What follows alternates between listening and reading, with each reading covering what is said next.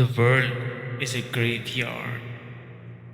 A black sky burns with the fire of the demon king, while the earth bleeds with ice of the vampire king.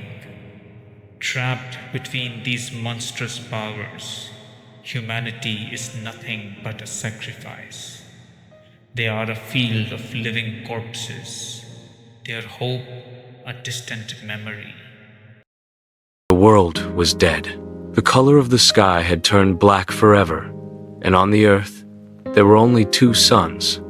One, the fire of the demon king, Malachi, which rained down from the sky, and the other, the ice of the vampire king, Vesper, which erupted from the ground.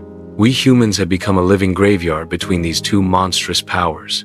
Our breaths, our hope, and our every small joy were sacrifices in their endless war. When Malachi's fire rained down, the stench of burnt flesh would fill the air, and when Vesper's ice spread, every heart's beat would freeze.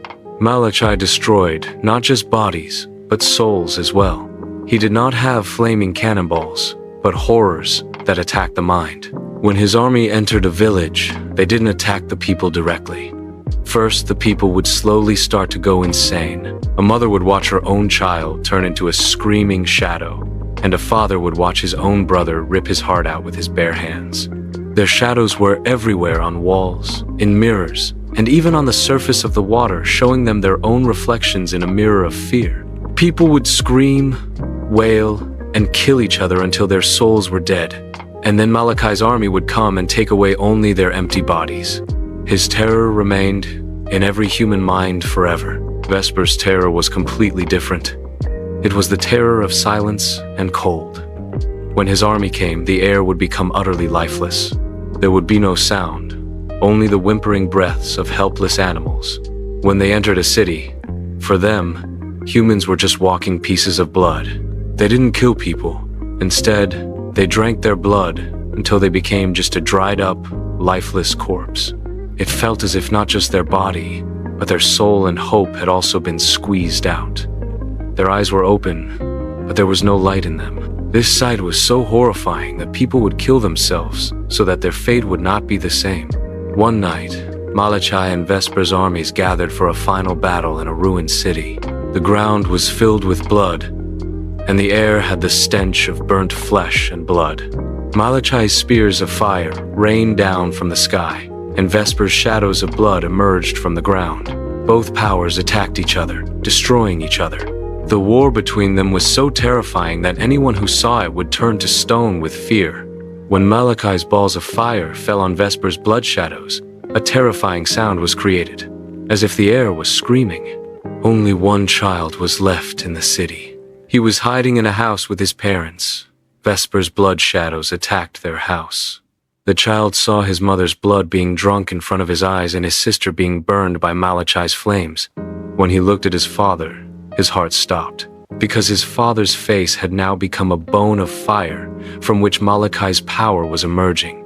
The child let out one last scream, and he slowly turned into a ball of fire. When morning came, the battle was over, but Vesper and Malachi were nowhere to be found.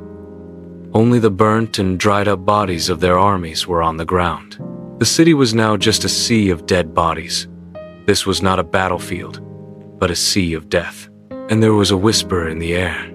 We will come back, even more terrifying than before. Centuries later, humanity had not lost its hope. They were ready to fight both monsters. They had made moonlight their means of protection to save themselves from Malachi's flames and Vesper's blood shadows. Malachi's fire would be extinguished by moonlight, and Vesper's blood shadows would melt with its shine. One night, when Malachi and Vesper's armies gathered again for a final battle, humans also came to face them. They didn't come with weapons, but in their hands were silver mirrors, which were reflecting the moonlight back at them. When Malachi rained down his flames, humans threw moonlight's shadows at them. Malachi's fire, upon meeting the moonlight, took on a strange color, and his flames were extinguished. When Vesper threw his blood shadows, humans threw moonlight at them from the mirrors. Vesper's blood shadows, upon meeting the moonlight, turned into empty bones. Malachi and Vesper saw that humans had enough power to defeat both of their terrors. Malachi angrily rained down flames, and Vesper his blood shadows. But their attacks were ineffective. Then, an old man came forward. In his hand was an empty mirror, which was bright with moonlight. He pointed that mirror towards Malachi and Vesper. In the mirror, their reflection appeared, but their faces were not terrifying, but helpless. They became scared.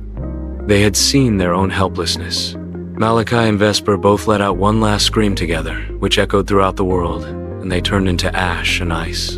And their every form and every shadow vanished forever. The new world. When morning came, the sunlight had returned to the sky. The world had gotten rid of two monsters. But humans knew that fear never dies. It just sits quietly and waits to come. They also learned that to defeat fear, they only needed to make hope and light their weapon. The world began to flourish again, but now humans had kept fear with them forever.